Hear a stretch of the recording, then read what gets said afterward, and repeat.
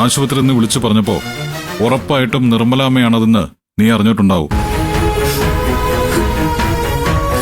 പിന്നെ എന്തിനാ നിധി സ്കൂളിൽ ഒരു സ്റ്റാഫാണെന്നൊക്കെ നീ എന്നോട് കള്ളം പറഞ്ഞത്? ആശുപത്രിയിൽ എത്തിയ ശേഷവും എന്നെ ഒഴിവാക്കി ഗൈനക്കോളജി വാർഡെന്ന് വീണ്ടും കള്ളം പറഞ്ഞിട്ടാ നീ തനിച്ച് അകത്തേക്ക് ഓടിക്കറിപ്പോയത്. എന്തിന്?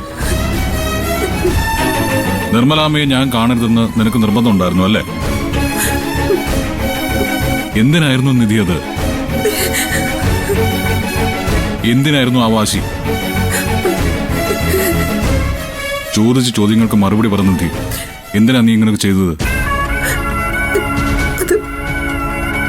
അത് പിന്നെ ഗൗതമിന്റെ ജീവൻ രക്ഷിച്ച ആളാണ് നിർമ്മലാന്റെ. സ്വന്തം മകനെ പോലെ കണ്ടോളാൻ ഗൗതം ആന്റിക്ക് വാക്കു കൊടുത്തിട്ടുണ്ട്. ഗൗതം നിർമ്മലാന്റി എത്രത്തോളം സ്നേഹിക്കുന്നുണ്ടെന്ന് എനിക്ക് നന്നായിട്ട് അറിയാം.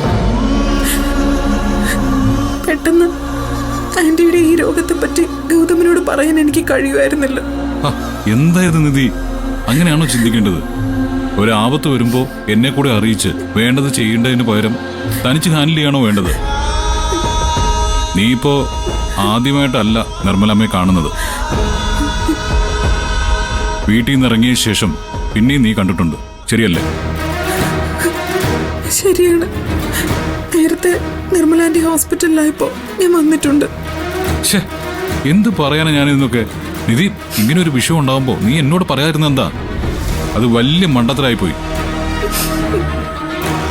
ഇപ്പൊ ഞാൻ കയറി വന്നില്ലായിരുന്നെങ്കിലോ ഇനിയും നീ എന്നോട് സത്യം പറയുമായിരുന്നോ? ഇല്ലല്ലോ.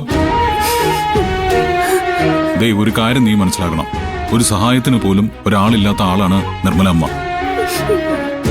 ഒരു മകനുള്ളത് എവിടെയാണെന്ന് അറിയില്ല. ആ മകന്റെ അച്ഛൻ ആരാണെന്ന് അറിയില്ല.